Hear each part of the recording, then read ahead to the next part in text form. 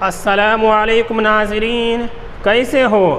مجھے اللہ رب العزت کے ذات سے قوی امید ہے کہ آپ لوگ بخیر و عافیت ہوں گے۔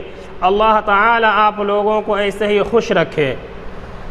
حضرت ابو سعید خدری رضی اللہ عنہ سے روایت ہے کہ نبی کریم صلی اللہ علیہ وسلم نے ارشاد فرمایا، تم سے پہلے لوگوں یعنی بنی اسرائیل میں ایک شخص تھا جس نے 99 آدمیوں کو قتل کر دیا تھا۔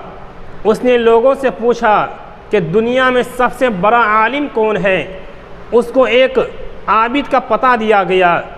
وہ شخص اس عابد کے پاس پہنچا اور اس سے کہا، میں نے 99 آدمیوں کو قتل کیا ہے، کیا میری توبہ قبول ہو سکتی ہے؟ اس عابد نے جواب دیا، نہیں ہو سکتی ہے۔ یہ سن کر اس نے عابد کو بھی مار ڈالا اور پوری 100 کی تعداد کر دی۔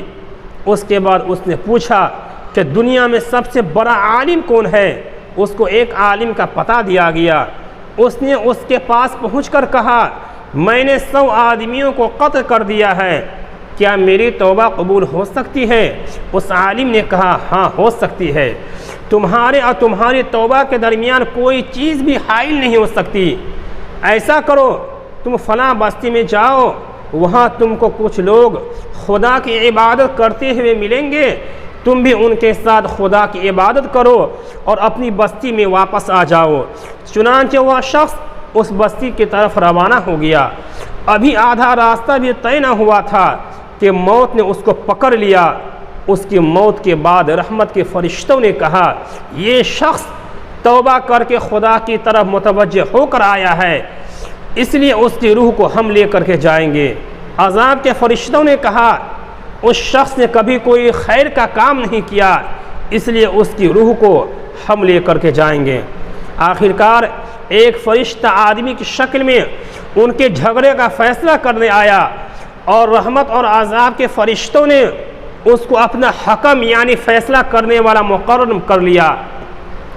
اس نے کہا، دونوں طرف کی زمین کو ناپا جائے، جدھر کا راستہ اس شخص کے قریب ہو اس کو اسی کی جانب شمار کیا جائے، یعنی اگر وہ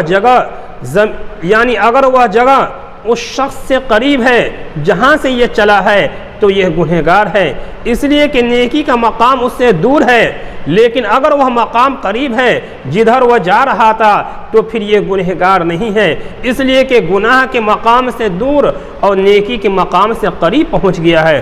چنانچہ زمین کو ناپا گیا تو اس جگہ کو قریب پایا گیا جدھر کو وہ جا رہا تھا، اور رحمت کے فرشتوں نے اس کی روح کو اپنے قبضے میں لے لیا۔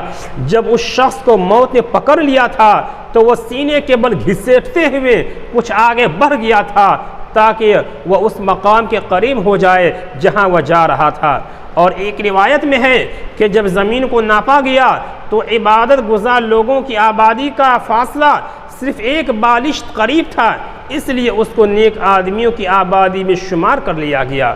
اور ایک روایت میں ہے کہ جب اس شخص کو درمیان راہ میں موت آ گئی تو خدائے تعالی نے زمین کو حکم دیا کہ وہ زمین جدھر وہ جا رہا تھا وہ دور ہو جائے اور وہ زمین جدھر وہ جا رہا تھا وہ قریب ہو جائے۔ ناظرین، اس ویڈیو کو لائک کریں، چینل کو سبسکرائب کریں، دوست و احباب میں شیئر فرمائیں۔ السلام علیکم ورحمۃ اللہ۔